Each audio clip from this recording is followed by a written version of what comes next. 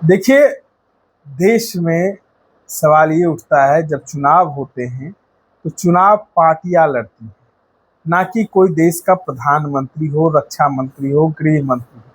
क्योंकि देश पे अगर संकट आएगा तो ये लोग चुनाव प्रचार में रहेंगे तो देश की रक्षा और बचाव कौन करेगा। देश में बड़ा संकट है, एलपीजी गैस की किल्लत है, कई राज्य जो है वो घाटे में चल रहे हैं, महंगाई बढ़ती जा रही है। लेकिन देश के तमाम मंत्री हों, प्रधानमंत्री हों, वो राज्यों के चुनाव में लगे हुए, पार्टी तोड़ने और जोड़ने में लगे हुए। हमारे साथ पूर्व आईपीएस अधिकारी अमिताभ कुमार दास जी हैं। सर, चुनाव होता है तो पार्टियां चुनाव लड़ती हैं, और पार्टियां चुनाव लड़ती हैं तो जो लोग चुनकर रख दिए गए देश की रक्षा के लिए, देश की सुरक्षा के लिए, वो लोग चुनाव प्रचार में उतर जाते हैं और देश को ऐसे ही छोड़ के चले जाते हैं। नहीं, बात आपकी सही है और कहीं ना कहीं ये बहुत गैर जिम्मेदारी वाला काम है जो ये किया जा रहा है। अब मैं दर्शकों को उदाहरण देके ही समझाता हूँ। मान लीजिए पश्चिम बंगाल में चुनाव है। अब पता चला कि जो देश के गृह मंत्री हैं, भारत सरकार के गृह मंत्री अमित शाह, पता चला कि 15 दिन से वो पश्चिम बंगाल में ही धुनी रमाए हुए हैं, वहीं खूंटा गाड़ के बैठे हुए हैं। और गृह मंत्री का जो मेन काम है, आंतरिक सुरक्षा का काम, देश में आंतरिक सुरक्षा को कायम रखना, वो काम उनका कहीं ना कहीं ये हो रहा है, नेग्लेक्ट हो रहा है। और भारत का ही राज्य मणिपुर जो है वो पिछले 2-3 सालों से जल रहा है। मणिपुर में एकदम गृह युद्ध जैसी स्थिति है। वहाँ महिलाओं पर जुल्म किए जा रहे हैं, हजारों लोग विस्थापित हो गए हैं, शरणार्थी शिविरों में रह रहे हैं, आगजनी हो रही है। तो कायदे से क्या होना चाहिए? कायदे से होना चाहिए था कि भारत के गृह मंत्री को मणिपुर में कैंप करना चाहिए था और वहाँ मणिपुर में अधिकारियों के साथ बैठक करके और बिल्कुल युद्ध स्तर पर वहाँ स्थिति को शांत करने की कोशिश करनी चाहिए थी कि मणिपुर की आग कैसे बुझे। लेकिन यहाँ क्या हो रहा है कि गृह मंत्री पश्चिम बंगाल में कर रहे हैं, ममता बनर्जी को घेरने में अपना दिमाग लगा रहे हैं।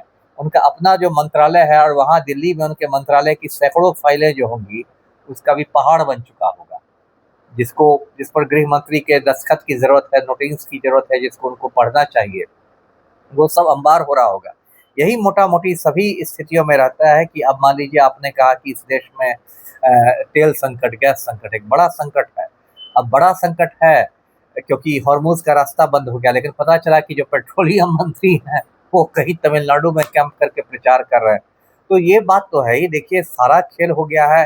हम लोग कहते हैं कि जनतंत्र और आम आदमी के लिए इसमें सोचा जाता है, लेकिन सारा खेल कुर्सी का हो गया खेल, है ना। हम लोग बचपन में पढ़ते थे कि भारत एक कृषि प्रधान देश है। अब पता चला कि भारत एक कुर्सी प्रधान देश है।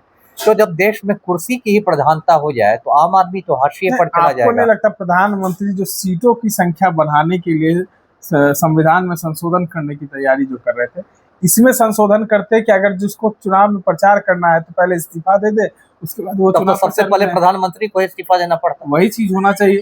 जब प्रधानमंत्री प्रचार करने आप जाएंगे जो तो इस्तीफा दे दे। आप जो फॉर्मूला बता रहे हैं, हाँ, उसमें तो सबसे पहले प्रधानमंत्री की कुर्सी चली जाएगी। जो मोदी जी तमिलनाडु में, तो बंगाल जाके झाल मुढ़ी खाते हैं, अब मोदी जी तमिलनाडु में चेहरा काला करके पहुंचते हैं, तो सबसे तो वही बात है। देखिए, सोए को आप जगा सकते हैं ना, जगह को आप नहीं जगा सकते। आप जो बात करें, क्या वो प्रधानमंत्री जी को नहीं समझ में आती है या बाकी मंत्रियों को नहीं समझ में आती है? देश के लोगों को ये समझना चाहिए, क्योंकि देश के सरकारी पैसे पे ये लोग जा रहे देखिए, हैं। देश की जनता उतनी समझदार होती ना, तब तो देश की ये दुर्गति हुई ही नहीं क्योंकि रहती। अमित शाह को मंत्री बनाया गया रक्षा सूत्रों को देखने के लिए, हर जगहों पे जाने के लिए उनको सरकारी पैसे से यूज होता है, यह ना कि चुनाव प्रचार में जाने के लिए। नहीं नहीं, मैं आपकी बात बिल्कुल समझ गया और कायदे से तो होना चाहिए कि ये लोग मतलब अपने पार्टी के फंड का इस्तेमाल करके घूमे। लेकिन उसमें भी होता है कि कई बार ये लोग सरकारी खर्चे पर ही घूमते हैं, क्योंकि जब आप पार्टी का प्रचार कर रहे हैं मोदी जी, तो वो आप देश के प्रधानमंत्री के रूप में तो नहीं प्रचार कर रहे हैं, आप भाजपा के नेता के रूप में कमल छाप पर वोट मांग रहे हैं। तो कायदे से तो होना चाहिए कि आप उसमें सरकारी विमानों का यूज नहीं करें, आप पार्टी फंड से विमानों का यूज करें। लेकिन हिंदुस्तान में कोई काम कायदे से नहीं होता और जनता यहाँ की, मैं क्या कहूँ, इतनी जाहिल है, आप बेवकूफ चुनाव है। के ऑब्जर्वर भी रहे, कई राज्यों में आपने चुनाव भी करवाए। सवाल ये उठता है कि जब एक प्रधानमंत्री जो है सीधा जो है वो हमला करता है सरकार पर, तो जब सरकार वहां पर है ही नहीं, पश्चिम बंगाल में अभी मौजूदा कोई सरकार नहीं है, चुनाव होना है और प्रधानमंत्री अभी सरकार में है, सत्ता में है, तो ये कहाँ तक न्याय है कि प्रधानमंत्री को प्रचार करना चाहिए। नहीं नहीं, ये सब तो सही आप कर रहे हैं। अभी देखिए, प्रधानमंत्री ने 2-4-5 दिन पहले राष्ट्र के नाम संबोधन किया, है ना, और उसमें 58 बार उन्होंने कांग्रेस का नाम लिया। ये खुल्लम खुल्ला आचार संहिता का उल्लंघन है। जब कई राज्यों में चुनाव हो रहे हैं, बंगाल में, तमिलनाडु में, असम में, केरल में, पौंडीचेरी में, और आचार संहिता लागू है, तो क्या देश के प्रधानमंत्री को राष्ट्र के नाम संबोधन की ओट में एक चुनावी भाषण देने का है अधिकार? नहीं है। और कायदे से चुनाव आयोग को इस पर संज्ञान लेना चाहिए। लेकिन क्या है, इस देश का दुर्भाग्य है कि पूरा सिस्टम ही ध्वस्त हो गया। जो चुनाव आयोग है वो खुद भाजपा की दलाली में लगा हुआ है।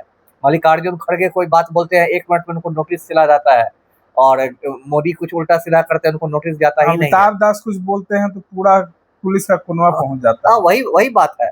लेकिन बिहार में बड़े बड़े माफिया के घर पुलिस जाने की हिम्मत नहीं है। तो यही जो सिस्टम ध्वस्त हो गया, इसी की वजह से हम लोग को ये दिन देखने पड़ रहे हैं। चलिए, तमाम चीजों को सुन रहे थे, हमारे साथ चर्चा कर रहे थे पूर्व IPS अधिकारी।